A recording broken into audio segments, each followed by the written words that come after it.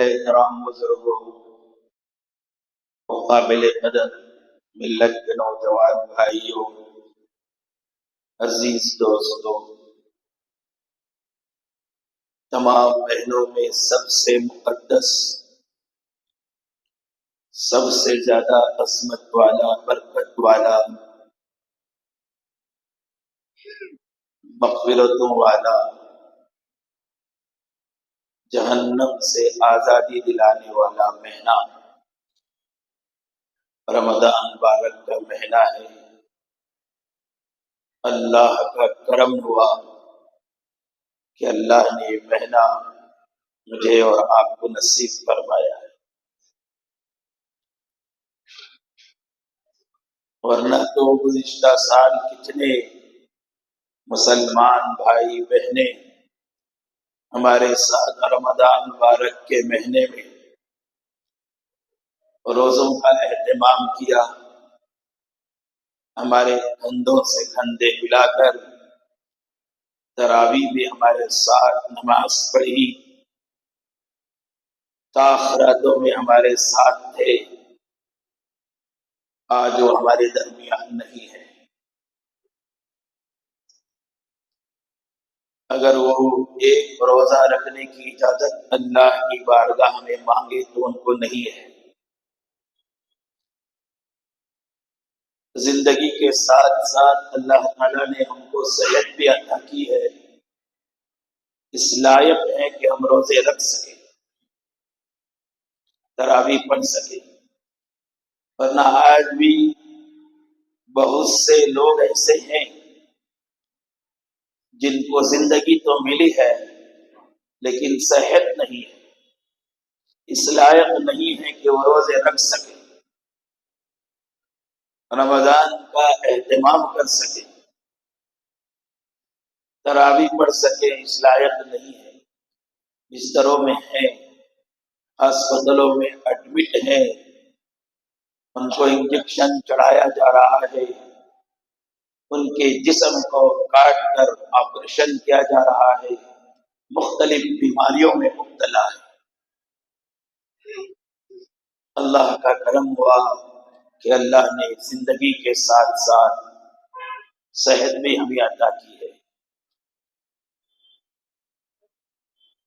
اللہ رب العالمین رمضان مبارک کے اہتمام میں شیاطین کو قید کر دیتے ہیں، جنت کے دروازوں کو کھول دیتے ہیں، دوزخ کے دروازے بند کر دیتے ہیں۔ میرے اور آپ کے آقا سرکار دو جہاں محمد رسول اللہ صلی اللہ علیہ وسلم نے فرمایا، اذا جاء رمضان فتحت ابواب الجنہ،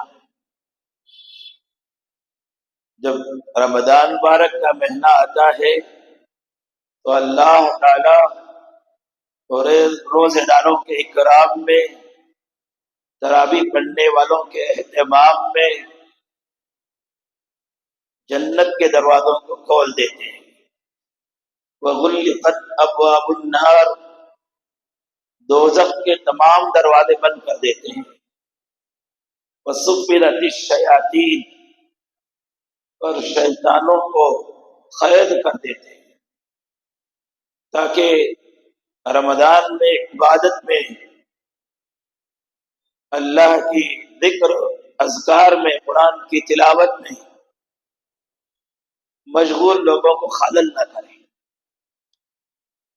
اب قید کرنے کا کیا مطلب ہے؟ کیا واقعات اس کے ہاتھ پیر میں بیڑی ڈال دی جاتی ہے، یا اس کا کیا مطلب ہے؟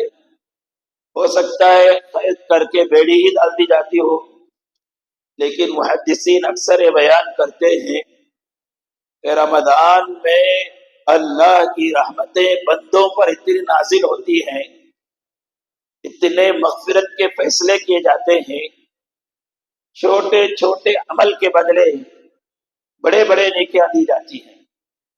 بندہ ایک فرض پڑھتا ہے تو 70 فرض پڑھنے کا ثواب دیا جاتا ہے۔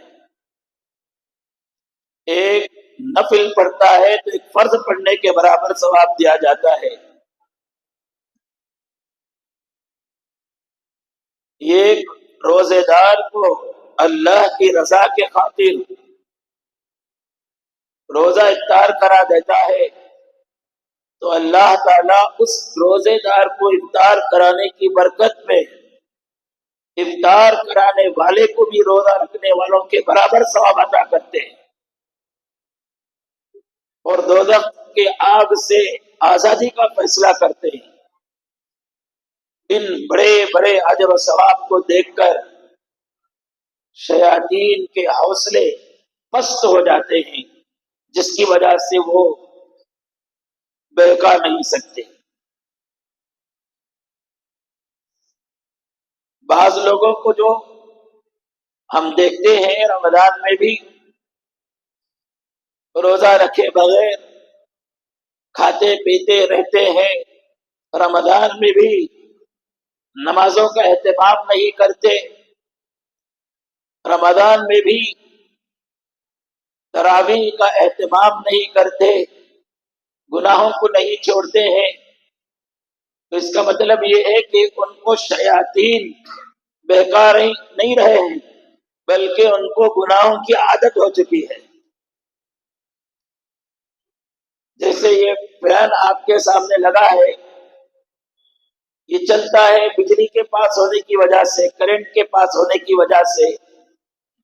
آپ آف کر دیتے ہیں تو اس کے باوجود بھی فوراً ٹکتا نہیں ہے، رکتا نہیں ہے. وہ پنکھا چلتے چلتے آف ہونے کے باوجود بھی چلتا ہے لیکن اس کا پاور ختم ہو جاتا ہے، اس میں ہوا نہیں آتی ہے لیکن چلتا ہے اور بہت دیر کے بعد رکتا ہے. ایسے ہی وہ لوگ جن کو گناہوں کی عادت ہو چکی ہے، جن کی آنکھوں کو گناہوں کی عادت، زبان کو گناہوں کی عادت، جن کو اللہ کی نافرمانی کرنے کی عادت ہو گئی ہے، وہ شیطان کے نہ بہکانے کے باوجود ان کو عادتاً وہ گناہ کر رہے ہیں. اللہ ہم سب کی اس سے حفاظت فرمائے.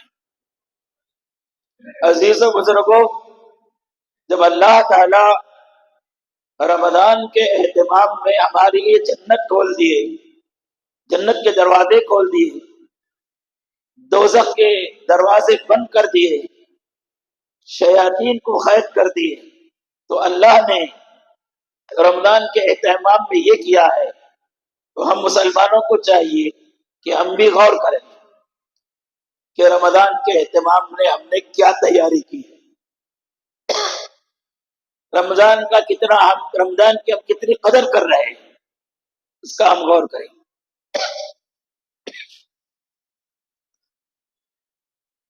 اگر قدر ہو رہی ہے ہمارے طرف سے تو اللہ کا بہت بڑا شکر ہے. نا قدری ہو رہی ہے، رمضان آنے کے باوجود ہماری زندگیوں میں کچھ فرق نہیں ہوا ہے تو بہت ہی قابل افسوس ہے. ہم لوگوں کو چاہیے کہ رمضان کے اہتمام میں چند باتوں کا خاص طور سے خیال رکھیں. سب سے پہلے اس بات کا ارادہ کریں کہ رمضان المبارک کے مہینے میں ہم پورے نیکیاں کریں گے، کسی نیکی کو نہیں چھوڑیں گے، تمام فرائض بجا لائیں گے، کوئی فرض نہیں چھوڑیں گے، تمام واجبات کو ادا کریں گے، کسی واجب کو نہیں چھوڑیں گے،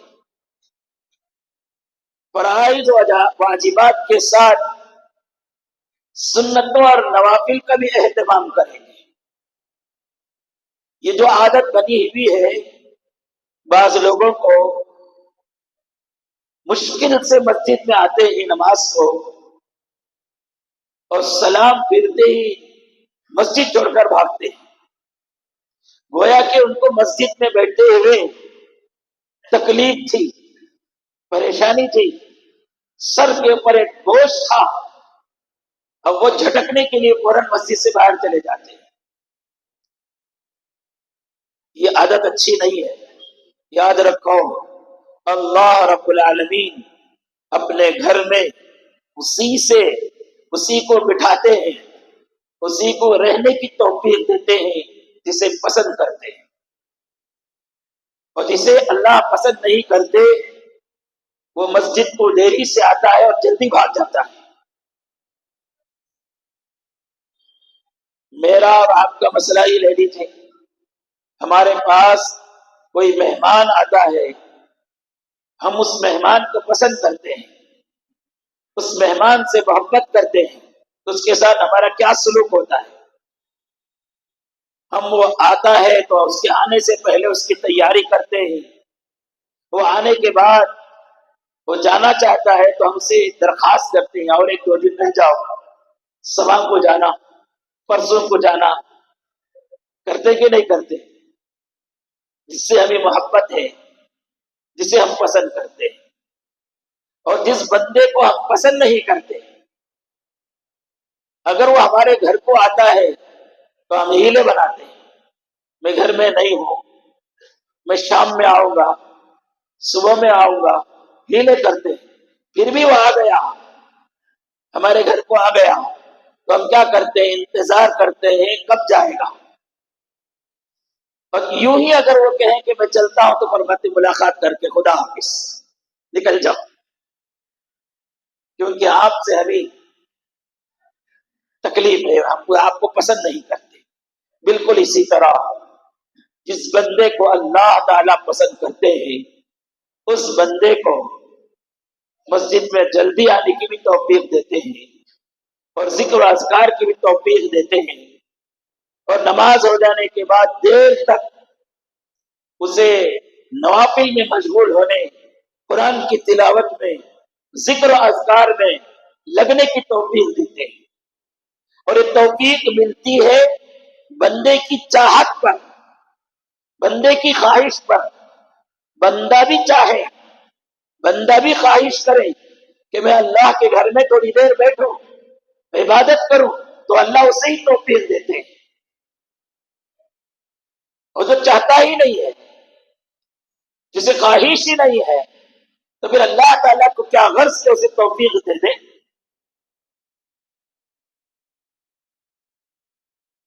اور جسے اللہ پسند نہیں کرتے وہ بندہ مسجد کو تو آتا ہے لیکن اس کا دماغ دکان میں رہتا ہے، مسجد کو تو آتا ہے اس کا دماغ گھر میں رہتا ہے، مسجد کو تو آتا ہے اس کا دل و دماغ سڑکوں پر چلتا ہے، کھیل کود میں چلتا ہے، تھوڑی نماز میں دیری ہو گئی، تھوڑا دعا میں دیری ہو گئی تو اسے بے چینی شروع ہو جاتی ہے، کب نکل کر جاؤ یہاں سے۔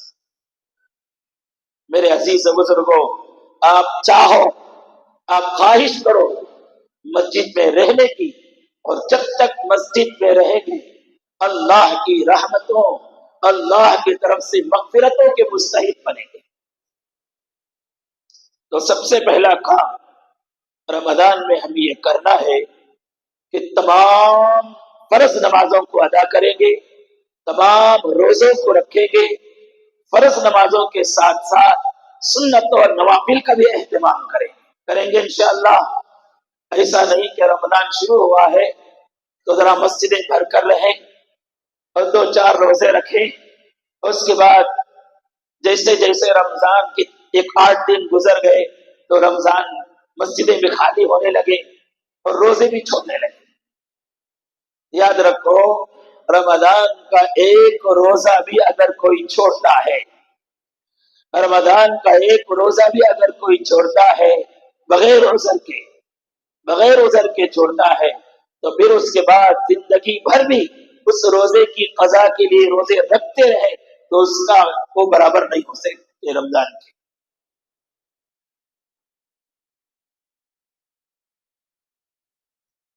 جنت میں ایک دروازہ ہے، ان فی الجنت باب یقال له الریان يدخل منه السائمون لا يدخل منه احد غیره۔ جنت کے دروازوں میں سے ایک دروازے کا نام ریان ہے، اس میں صرف اور صرف جنتی ہی جائیں گے، روزے دار ہی جائیں گے۔ کل قیامت کے دن لوگ پریشان رہیں گے، ایک ایک نیکی کے لیے پریشان رہیں گے، دھوپ کی تپیش سے پریشان رہیں گے۔ اعلان کرنے والا اعلان کرے گا، کہاں ہے وہ لوگ جو اللہ کے لیے پیاسے رہتے تھے، بھوکے رہتے تھے، روزے رکھا کرتے تھے؟ ایک بڑی جماعت اٹھے گی، جنت کے وہ دروازہ جسے ریان کہا جاتا ہے اس میں داخل ہو جائے گے۔ اللہ کی ذات سے مجھے امید ہے اور آپ کو بھی امید ہونی چاہیے، ہم روزے رکھ رہے ہیں، انشاءاللہ جنت کے دروازوں میں سے ریان میں ہم داخل ہو جائیں گے۔ اور وہ لوگ جو رمضان میں روزے نہیں رکھتے ہیں وہ بھی فرشتوں کی اس پکار سے اٹھیں گے، جنت کے اس دروازے میں داخل ہونا چاہیں گے، دھکے دے کر ان کو بھگا دیا جائے گا، تم اس قابل نہیں ہے کہ جنت کے اس دروازے میں داخل ہو، تم بغیر عذر کے کھاتے پیتے چوپایوں کی طرح رمضان میں بھی پھرتے تھے، اس لیے تم کو اس میں داخل ہونے کی اجازت نہیں۔ اس لیے عزیزوں بزرگوں، کوشش، بیمار ہے تو الگ بات ہے، اتنے بیمار ہیں روزہ نہیں رکھ سکتے ہیں تو پھر ان کو چھوٹ ہے، لیکن ہمارا حال تو یہ ہے کہ ہم سب کچھ کرتے ہیں بیمار ہو کر بھی، سفر کرتے ہیں، شادیوں میں جاتے ہیں، فنکشنوں میں شریک ہوتے ہیں، دکانوں کو جاتے ہیں، تجارتیں کرتے ہیں، ملازمتیں کرتے ہیں، جب روزے کی بات آتی ہے تو بیمار کہتے ہیں۔ آپ شوگر کے پیشنٹ ہیں، آپ blood pressure B P high کی بیماری ہے یا کوئی اور بیماری آپ کو لگی ہے، آپ کو دوائیاں مستقل کھانا پڑتے ہیں، تو آپ کوشش تو کر کو دیکھو، میں شوگر کا پیشنٹ ہوں، بیمار ہوں، کوشش تو کر کو دیکھتا ہوں، روزہ رکھوں گا، میرا حلق اتنا نہیں سوکھ رہا ہے، اتنا نہیں سوکھ رہا کہ میری جان نکل جائے۔ کوشش کر کر دیکھو، آپ کوشش کرنے سے آپ کو روزہ رکھنے کا موقع اور طبیعت میں ہلکا پن محسوس ہوتا ہے تو رکھو۔ ایسا ہوا کہ روزہ رکھنے کی وجہ سے 11-12 بجے آپ کی حالت خراب ہو رہی ہے، آپ بالکل روزہ رکھ نہیں سکتے، آپ کا سر بہت زیادہ چکرا رہا ہے، آپ کا حلق بہت زیادہ سوکھ رہا ہے، تو ایسے موقع پر ڈاکٹروں کی مشورت سے آپ چھوڑ سکتے ہیں، لیکن کوشش تو کرو۔ سب کام کرنے کے لیے آپ بیمار نہیں، روزہ رکھنے کے لیے بیمار ہو، سب کام کرنے کے لیے بیمار نہیں، تراویح پڑھنے کے لیے بیمار ہو گئے، اچھی بات نہیں ہے۔ کوشش کر کر دیکھو، گولی کھانے کا نظام ہے، صبح میں سحری میں کھا لو، ایک گولی کھانے کے لیے کہا تھا تو آدھی گولی سحری میں کھا لو، افطاری میں آدھی گولی کھا لو، ایک گولی ایک دن میں کھانے کا نظام بن گیا، اور یہ ڈاکٹروں سے مشورہ کر کے کرو، میں ایسا کر سکتا ہوں کیا، تو پھر کرو۔ تو میرے حال رمضان میں کسی بھی حالت میں روزے نہ چھوڑو، معلوم نہیں آئندہ سال ہم زندہ رہیں گے کہ نہیں رہیں گے۔ زندگی میں اللہ رب العالمین کے فرائض بجانا، تو پہلا کام ہم کو کرنا کیا ہے؟ خوب اہتمام کے ساتھ نیکیاں کریں گے، کوئی فرض نہیں چھوڑیں گے، کوئی واجب نہیں چھوڑیں گے، اور کوئی تراویح نہیں چھوڑیں گے۔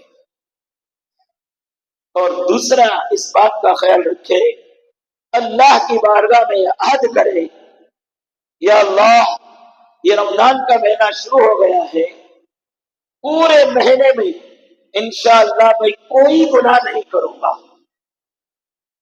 زبان سے غیبت کا گناہ نہیں کروں گا، زبان سے جھوٹ کا گناہ نہیں کروں گا، آنکھ سے بدنگاہی کا گناہ نہیں کروں گا، آنکھ سے ننگے تصویریں دیکھنے کا، نامحرم عورتوں کو دیکھنے کا، یوٹیوب میں فیس بک میں گانے بجانے دیکھنے کا اور فحش تصویریں دیکھنے کا گناہ میں نہیں کروں گا، کان سے کسی قسم کے گانے اور میوزک نہیں سنوں گا، کوئی بری بات نہیں سنوں گا، میرے نامہ اعمال میں پورے مہینے میں فرشتے نیکیاں ہی لکھے، گناہ نہ لکھے۔ ایک مہینہ ایسا گزارو، کیسا نامہ اعمال میں فرشتے ہمارے صرف نیکیاں ہی لکھے، گناہ نہ لکھے. پھر اس کے بعد دیکھو انشاءاللہ رمضان مبارک کے بعد بھی اللہ گناہوں سے بچنے کی توفیق دے دے گی. رمضان کا مہینہ بھی آ جائے، اس کے باوجود فیس بک، یوٹیوب، واٹس ایپ، انسٹاگرام اور کیا کیا ہے، اس میں وقت گزار رہے ہیں. بہت سے لوگ اس میں وقت گزار رہے ہیں. کم از کم ایک مہینے کے لیے، کم از کم اس مہینے کے لیے ان سب کو مکمل طریقے سے چھوڑ دو. ضرورت پر فون استعمال کرو، ضرورت پر بات کرو کسی سے، بیکار کی باتیں فون میں نہ کرو کسی سے، اور بیکار انٹرنیٹ یوز نہ کرو، گناہوں کے لیے استعمال نہ کرو. خصوصاً ہماری عادت تھی ہر ایک کو بات کرنے کی، ضرورت سے بھی بات کرتے تھے، بے ضرورت بھی بات کرتے تھے. تو رمضان کے اہتمام میں ہم جو ہے طے کر لیں جن سے ضرورت ہے انہی سے بات کریں گے، بغیر ضرورت کے فون استعمال نہیں کریں گے. وہ فون کی جگہ میں ہم اللہ کا کوئی ذکر کریں گے. تو رمضان کے اہتمام میں دوسرا کام جو مجھے اور آپ کو کرنا ہے وہ یہ کہ اللہ کی بارگاہ میں یہ عہد کرے، یا اللہ میں اس پورے مہینے میں کوئی گناہ نہیں کروں گا، کوئی گناہ نہیں کروں گا. میرے نامہ اعمال میں فرشتے ایک رمضان سے 29 رمضان تک ایک گناہ بھی نہ لکھے تو نیکی ہی لکھے. یہ اس بات کا اہتمام کرے. تیسرا اہتمام جو مجھے کرنا ہے رمضان میں اور آپ کو، کثرت سے قرآن شریف کی تلاوت کرے. رمضان قرآن کا مہینہ ہے، رمضان میں قرآن نازل ہوا ہے. رمضان میں فرشتہ حضرت جبرائیل علیہ السلام پورے اہتمام کے ساتھ آسمان سے اترتے محمد الرسول اللہ صلی اللہ علیہ وسلم کے سامنے قرآن کی تلاوت فرماتے، اور محمد الرسول اللہ قرآن سنتے، اور محمد الرسول اللہ قرآن کی تلاوت فرماتے، اور حضرت جبرائیل سنا کرتے تھے. کیا عالم تھا. جس نبی پر قرآن نازل ہوا وہ نبی قرآن پڑھتا ہے، اور جو فرشتہ قرآن لے کر نازل ہوا وہ سنتا ہے. 2 مرتبہ ایسا ہوتا ہے، ایک بار جبرائیل پڑھتے نبی سنتے، ایک بار نبی پڑھتے جبرائیل سنتے. تو اس طرح 2 مرتبہ کم از کم قرآن شریف ہمارا رمضان مبارک پہ ہونا چاہیے، کم از کم 2 مرتبہ ہونا چاہیے. ذرا وقتوں میں گنجائش نکالیں. رمضان سے پہلے ہم کام میں، دھندے میں، دکان میں، تجارت میں، کاروبار میں 8-10 گھنٹے لگاتے تھے، تو اس میں سے 2 گھنٹے ذرا کم کر لیں کاروبار سے. اگر ہم رمضان سے علاوہ 8 گھنٹے 9 گھنٹے سویا کرتے تھے، اس میں سے 2 گھنٹے کم کر لیں. رمضان کے علاوہ ہم گھر کے باہر دوست احباب کے ساتھ بیٹھ کر گپ شپ کرنے میں وقت لگایا کرتے تھے، 1-2 گھنٹہ اس میں چلا جاتا تھا، وہ وقت بھی نکال لیں. اور وہ یہ 5-6 گھنٹے جو آپ کو ملے ہیں اس میں قرآن کی تلاوت میں لگا دیں. انشاءاللہ آسانی سے 2 قرآن ہو جائیں گے. چوتھا کام جو اہتمام سے مجھے اور آپ کو کرنا ہے رمضان مبارک کے مہینے میں، وہ کثرت سے اللہ کا ذکر کریں. چلتے پھرتے، اٹھتے بیٹھتے، کاروبار کرتے ہوئے، سواریاں چلاتے ہوئے، گاڑیاں چلاتے ہوئے، کار چلاتے ہوئے، ہماری زبان میں کوئی نہ کوئی ذکر رہے. سبحان اللہ، الحمدللہ، اللہ اکبر، درود شریف، لا الہ الا انت سبحانک انی کنت من الظالمین، سبحان اللہ والحمدللہ ولا الہ الا اللہ واللہ اکبر ولا حول ولا قوة الا باللہ العلی العظیم. اور خصوصاً ایک ذکر ہے سبحان اللہ و بحمدہ سبحان اللہ العظیم. بولو میرے ساتھ سبحان اللہ و بحمدہ سبحان اللہ العظیم. اس کے بارے میں بخاری شریف کی روایت ہے، رسول اللہ صلی اللہ علیہ وسلم نے فرمایا یہ زبان میں تو بہت ہلکے، زبان میں تو بہت ہلکے اور آسان، سبحان اللہ و بحمدہ سبحان اللہ العظیم، زبان میں بہت ہلکے لیکن ترازو میں بہت زیادہ وزنی.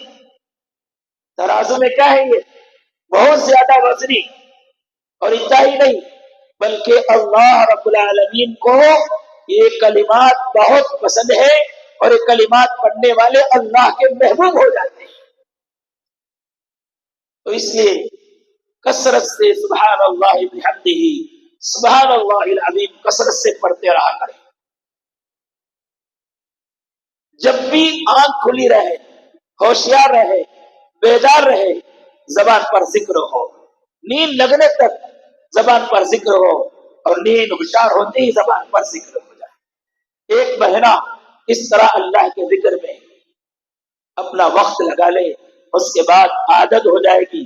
ہم گھر سے باہر نکلیں گے، گاڑی میں بیٹھتے ہی سبحان اللہ الحمدللہ اللہ اکبر کا ذکر چالو ہو جائے گا.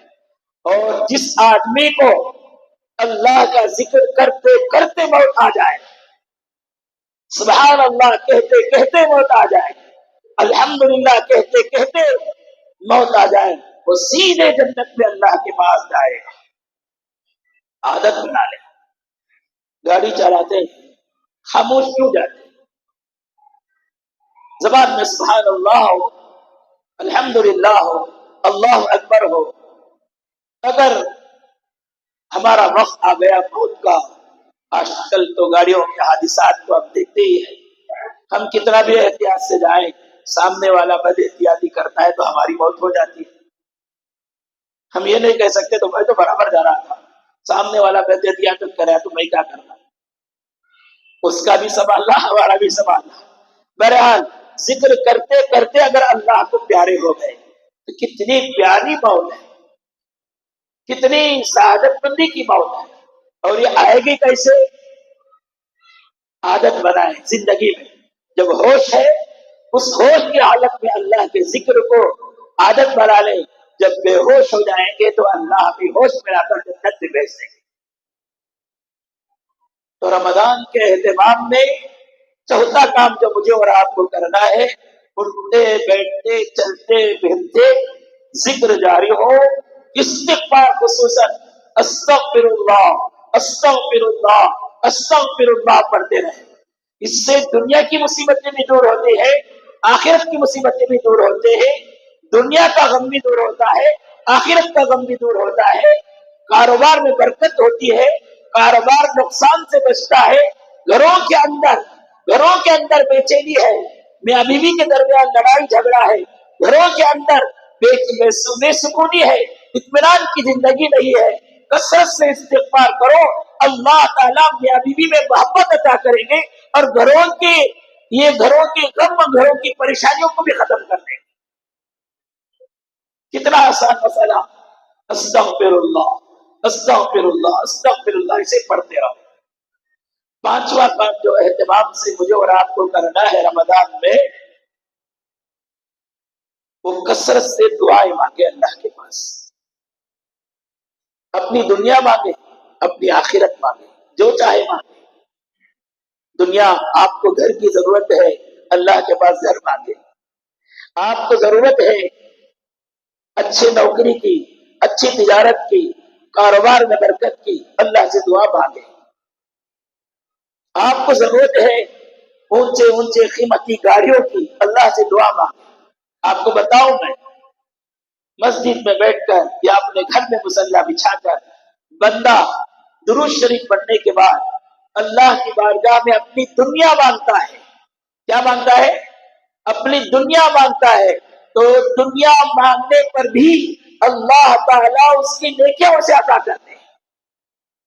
آپ مانگتے ہی دنیا، آپ مانگتے بیماری سے شفا، آپ مانگتے ہی دنیا میں ذاتی مکان، یہ تو دیکھنے میں دنیا ہے، لیکن اللہ کے پاس مانگنے کی وجہ سے وہ عبادت میں شمار ہوتا ہے۔ اور آخرت مانگتے ہیں تو بدرجہ اولا نیکیاں ملیں گی۔ آخرت کو مانگو اللہ تعالیٰ سے، یا اللہ مجھے دوزخ سے بچا لے، اے اللہ مجھے جنت الفردوس سے بغیر حساب کتاب کے داخلہ نصیب فرما، اے اللہ مجھے ایمان پر موت عطا فرما، اے اللہ مجھے میرے نبی محمد رسول اللہ کی شفاعت نصیب فرما۔ آخرت کو مانگو، آخرت کو مانگنا بھی نیکیاں ہو، اجر و ثواب لکھا جائے گا۔ دعا ایک ایسی چیز ہے کہ اس میں دنیا مانگتے ہی تبھی اجر ملتا ہے، آخرت مانگتے ہی تبھی اجر و ثواب ملتا ہے۔ خصوصاً رمضان مبارک میں پورے اہتمام کے ساتھ دعاؤں کا نظام بنائیں۔ نماز سے پہلے درا جائے، دعائیں مانگیں، نماز کے بعد دیر تک اللہ تعالیٰ کے پاس مانگنے کی عادت بنائیں۔ اور جسے اللہ کے پاس مانگنے کی عادت ہو جاتی ہے، جسے اللہ کے پاس مانگنے کی عادت ہو جاتی ہے، قسم خدا کے وہ لوگوں کا بھکاری نہیں بنے گا۔ اور جو اللہ کے پاس نہیں مانگتا، جو اللہ کے سامنے ہاتھ نہیں پھیلاتا، وہ لوگوں کے سامنے ذلیل ہو کر ہاتھ پھیلائے گا، لوگوں کے پاس مانگے گا۔ اور لوگوں کا حال یہ ہے کہ ایک بار دیے، دو بار دیے، پھر اس کے بعد تمہارا چہرہ دیکھ کر چہرہ پھیر کر بھاگ جاتے ہیں۔ لیکن اللہ رب العالمین ایسا ہے کہ اسے مانگو، جو تم مانگتے ہو تمہارے لیے بہتر ہے، تمہاری مصلحت ہے اس میں، تو اللہ تعالیٰ فوراً دے دیں گے۔ اگر جو چیز تم مانگتے ہو وہ تمہارے لیے لائق نہیں ہے، لیکن تم پھر بھی مانگتے ہیں، تو اللہ تعالیٰ اس کی جگہ میں کوئی دوسری بھلائی عطا کریں گے، اس کی جگہ میں کوئی گناہ معاف کریں گے، اس کی جگہ میں آخرت میں اجر و ثواب مانگیں گے، ہاتھ خالی نہیں ہوگا۔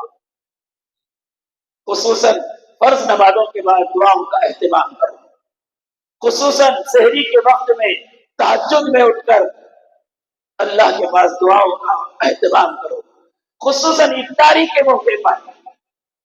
افطاری کا موقع کا مطلب یہ لوگ سمجھتے ہیں افطاری کا وقت شروع ہونے سے 10-15 منٹ پہلے دعاؤں کے لیے بیٹھ جاتے ہیں، یہ دعا کی قبولیت کا وقت سمجھتے ہیں۔ حدیث کے کتابوں کے مطالعے سے معلوم ہوتا ہے کہ 10-15 منٹ پہلے تو استغفار، کلمہ، لا الہ الا اللہ تو پڑھتے رہے، وہ دعا کی قبولیت کا وقت نہیں ہے۔ دعا کی قبولیت کا وقت یہ ہے کہ جیسے ہی روزے کا وقت ختم ہو جائے، افطاری کا وقت جب شروع ہوتا ہے، یہ 10-15-20 سیکنڈ جو ہوتے ہیں وہ اصل افطاری کا وقت، دعا کی قبولیت کا وقت ہے۔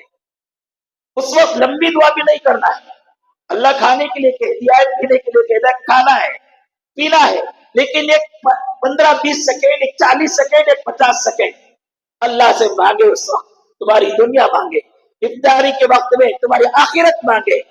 ایک دن میں ایک دعا خاص کر لے، آج اللہ تعالیٰ سے مانگیں گے، یا اللہ میں قرضدار ہوں، میرے قرض کی ادائیگی کی صورتیں شکلیں پیدا فرما، بسم اللہ پڑھ کر افطاری کر لو۔ ایک دن مانگیں گے، یا اللہ میری میرے بیٹے کی شادی نہیں ہو رہی ہے، اے اللہ ان کے نکاح کا انتظام فرما دے، بسم اللہ پڑھ کر کھا لے۔ اور ایک دن مانگیں گے، یا اللہ میں بہت گنہگار ہوں، میرے گناہ کو معاف فرما دے، جنت الفردوس میں بغیر حساب کتاب کے داخلہ نصیب فرما دے۔ افطاری کرنے سے پہلے یہ ایک دعا مانگ رہا ہوں جس میں دنیا بھی آتی ہے اور آخرت بھی آتی ہے۔ کون سی دعا؟ ایک مرتبہ درود پڑھ لو، اس کے بعد ربنا آتنا فی الدنیا حسنۃ وفی الآخرۃ حسنۃ وقنا عذاب النار۔ افطاری سے پہلے مؤذن صاحب جب آپ کو کہہ دیا وقت رونے کا ہو گیا، بسم اللہ پڑھ کے افطاری کر لو، جب کہہ دیا تو آپ ایک مرتبہ درود پڑھ کر ربنا آتنا فی الدنیا حسنۃ وفی الآخرۃ حسنۃ وقنا عذاب النار، اس کے بعد افطار کی دعا پڑھ کے کھا لو، انشاءاللہ دنیا بھی بن گئی، آخرت بھی بن گئی۔ لیکن کہاں روزہ افطاری کا وقت ہوتے ہی مؤذن جیسے ہی بسم اللہ پڑھے کھانے میں ٹوٹ پڑ جاتے، کھائیں گے، بھوک لگی ہے کھائیں گے، پیاس لگی ہے پیئیں گے، لیکن تھوڑا 15-20 سیکنڈ، ایک 25 سیکنڈ نکال لو دعا کے لیے، اور دعا کے لیے اجتماعی دعا بھی ہونا ضروری نہیں. تم تمہارے رب کو جیسا تمہیں پکارنے آتا ہے ویسا پکار. تمہاری کیا ضرورت ہے وہ ضرورت تم اللہ تعالیٰ سے مانگ لو. اللہ تعالیٰ افطار کے وقت میں دعا قبول کرتے ہیں, سحری کے وقت میں دعا قبول کرتے ہیں. تو رمضان مبارک میں خاص طور سے جس بات کا اہتمام کرنا ہے وہ دعاؤں کا اہتمام. آخر میں رمضان مبارک میں اللہ رب العالمین کی رحمتوں کا نزول پہلے عشرے میں, دوسرے عشرے میں مغفرتوں کا نزول, تیسرے عشرے میں دوزخ سے آگ سے آزادی کا فیصلہ اللہ رب العالمین کے طرف سے ہوتا ہے. لیکن کس کے لیے ہوتا ہے؟ اور ان مہینوں میں عبادتوں میں کسے مزہ آتا ہے, کسے لذت ملتی ہے, کسے دل لگتا ہے, اسے بھی سنو. ان لوگوں کے لیے رمضان مبارک میں روزہ رکھنے میں بھی, تراویح پڑھنے میں بھی, قرآن کی تلاوت میں بھی, اللہ اللہ کر کے اللہ کا ذکر کرنے میں بھی, دکان میں کھڑے کھڑے سبحان اللہ الحمدللہ اللہ اکبر کہنے میں بھی اس آدمی کو مزہ آتا ہے جس کا نامہ اعمال گناہوں سے پاک ہو, صاف ہو. اور جس کا نامہ اعمال گناہوں سے پاک نہیں ہے, گناہوں سے گندا ہے, تو پھر اسے تھوڑی دیر ذکر کرے گا, اس کے بعد دل اٹھایا جائے گا, اسے عبادت میں دل نہیں لگے گا, روزے میں لذت نہیں حاصل ہوگی, تراویح پڑھنے میں اسے مزہ نہیں آئے گا. اس لیے بزرگوں نے کہا ہے رمضان مبارک سے پہلے ہی کر لینا چاہیے تھا. جو کر لے تو اچھا ہے, نہیں کرے تو کم از کم 2 رکعت صلاۃ التوبہ. کون سی؟ صلاۃ التوبہ, صلاۃ الاستغفار کی 2 رکعت نماز پڑھے. 2 رکعت نماز پڑھ کے اللہ تعالیٰ سے کہے یا اللہ میرا نامہ اعمال گناہوں سے گندا ہے, اس میں صغیرہ گناہ بھی ہے, اس میں کبیرہ گناہ بھی ہے, بڑے گناہ بھی ہے, چھوٹے گناہ بھی ہے, گھر کے اندر کے گناہ بھی ہے, گھر کے باہر کے گناہ بھی ہے, جوانی کے گناہ بھی ہے, بڑھاپے کے گناہ بھی ہے. یا اللہ تو معاف فرما, تو معاف فرما. ایک 2 آنکھوں سے گرا کر اللہ تعالیٰ سے مانگ لو, نامہ اعمال پاک ہو جائے گا گناہوں سے. پھر اس کے بعد لذتوں میں مزہ آئے, عبادتوں میں لذت آئے, مزہ آئے گا. نہیں تو پھر عبادت میں مزہ نہیں. کیسے مزہ آئے گا؟ بزرگوں نے مثال دے کر سمجھایا. دسترخوان بچھا ہے, دسترخوان گندا ہے, کہیں گوبر لگا ہے, کہیں خون پڑا ہوا ہے, کہیں پیپ پڑا ہوا ہے, کہیں پاخانہ پڑا ہوا ہے, اور اسی دسترخوان میں آپ کے سامنے مرغی تل کے رکھ دی گئی, اسی دسترخوان میں بریانی پکا کے رکھ دیا گیا, اسی دسترخوان میں آپ کے سامنے میٹھے رکھ دیے گئے, فروٹ رکھ دیے گئے. سوچو کھانے میں مزہ آئے گا؟ وہ دسترخوان گندا ہے. کھانا کھائیں تو پاس میں پاخانہ پڑا ہوا ہے, اب میٹھا کھائیں گے تو پاس میں گوبر پڑا ہوا ہے, خون پڑا ہوا ہے, گراٹ ہوئے گی, کھائے یا نہیں آئے. ایسے ہی رمضان المبارک کا مہینے میں رحمتوں کا نزول ہوتا ہے اللہ کی طرف سے, برکتوں کا نزول ہوتا ہے اللہ کی طرف سے, مغفرتوں کا نزول ہوتا ہے اللہ کی طرف سے. لیکن میرا اور آپ کا نامہ اعمال گندا ہے تو پھر مزہ نہیں آئے گا. اس لیے سب سے پہلے نامہ اعمال کو گناہوں سے پاک کر لے, دھو لے مغفرت کے پانی سے, مغفرت کے پانی سے دھو لے. اور اللہ رب العالمین ایسے رحیم ہے, ایسے کریم ہے, بندہ اللہ کی بارگاہ میں ہاتھ اٹھا کر جوانی میں ہو یا بڑھاپے میں, گھر کے اندر ہو یا گھر کے باہر, اللہ کے سامنے رو کر یہ کہہ دے میرے سے نہیں ہونے کا کام ہو گیا, مجھے نہیں ہونا تھا, گناہ میرے سے ہو گیا, یا اللہ مجھے شرمندگی ہے, مجھے معاف فرما دے, آئندہ نہیں کروں گا.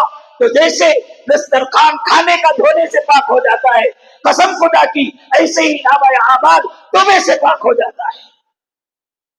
اور پاک دسترخوان میں بیٹھ کر کھانے سے کھانے میں جیسے لذت حاصل ہوتی ہے, ایسے ہی نامہ اعمال پاک ہو گیا تو رمضان کی عبادتوں میں ہمیں مزہ آئے گا. دعا فرمائیے اللہ رب العالمین مجھے اور آپ کو کئی ہوئی باتوں پر عمل کی توفیق نصیب فرمائے. اللہ تعالی رمضان کی صحیح قدر کرنے کی ہمیں توفیق نصیب فرمائے.